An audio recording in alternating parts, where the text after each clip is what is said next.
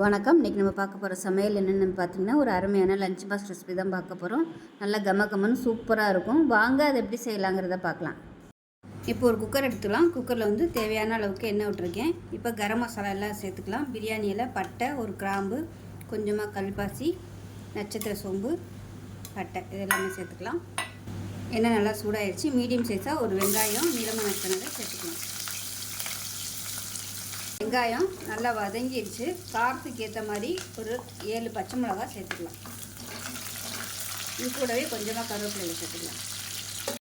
இப்போ இதில் 1 table spoon இஞ்சி பூண்டு பேஸ்ட்டு சேர்த்து பச்சை வாசனை போக வதக்கிட்டு மீடியம் சைஸாக ஒரு தக்காளி சேர்த்துக்கலாம். தக்காளி நல்லா வதங்கட்டும். இப்போ தேவையான அளவுக்கு உப்பு சேர்த்துக்கலாம். உப்பு கொஞ்சமாக சேர்த்துக்கலாம். இப்போ இது கூடவே மீடியம் சைஸாக ஒரு உருளைக்கிழங்கு பொடியாக கட் பண்ணதை சேர்த்துக்கலாம்.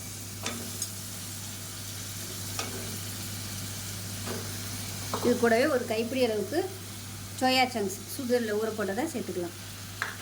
ஊற போட்டு வேக விட்டு எடுத்து வச்சுருக்கேன். இது கூட நீங்கள் பட்டாணி சேர்க்குறதாலும் சேர்த்துக்கலாம். இப்போ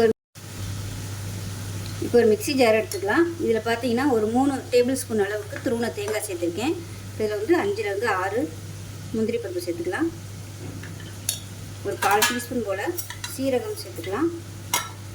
அதே மாதிரி 1/4 டீஸ்பூன் போல் சோம்பு சேர்த்துக்கலாம். 1/4 டேபிள் ஸ்பூன் கொத்தமல்லி சேர்த்துக்கலாம், அதாவது தனியா விதை. இப்போ இதில் ஒரு ஏலக்காய் சேர்த்துக்கலாம். இது வந்து கொஞ்சமாக தண்ணி விட்டு நல்லா நைஸாக அரைச்சிட்டு வந்துட்டு பார்க்கலாம். இப்போ பாருங்கள், உருளைக்கிழங்கு சோயா சங்க்ஸ் நல்லா வதங்கிடுச்சு. இப்போ நாங்கள் அரைச்சி வச்சுருக்கிற இந்த பேஸ்ட்டை வந்து சேர்த்துக்கலாம். சேர்த்துட்டு நல்லா வதக்கி விட்டுக்கலாம்.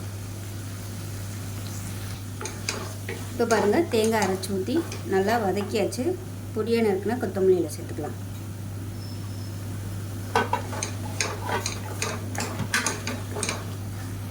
இப்போ நல்லா வதக்கியாச்சு. எந்த டம்ளரில் எடுத்தோமோ அதே டம்ளரில் 2 கப் அளவுக்கு தண்ணி சேர்த்துக்கலாம். நான் 1 டம்ளருக்கு 2 டம்ளர் தண்ணி சேர்த்துருக்கேன். இப்போ கலந்து விட்டுட்டு உப்பு செக் பண்ணி பார்த்துக்கலாம். உப்பு கொஞ்சமாக சேர்த்துக்கலாம். நல்லா கலந்து விட்டுடலாம். இப்போ இதில் 20 நிமிஷமாக ஊற வச்சுருந்தா பாஸ்மதி அரிசி சேர்த்துக்கலாம். நான் அன்றைக்கி பாஸ்மதி அரிசி எடுத்திருக்கேன். நல்லா 20 நிமிஷம் ஊற வச்சுட்டு சேர்த்துருக்கேன். நீங்கள் எந்த அரிசி வேணாலும் யூஸ் பண்ணிக்கலாம். இப்போ இதை நல்லா கலந்து விட்டுடலாம். கலந்து விட்டுட்டு குக்கரை மூடி வச்சிடலாம்.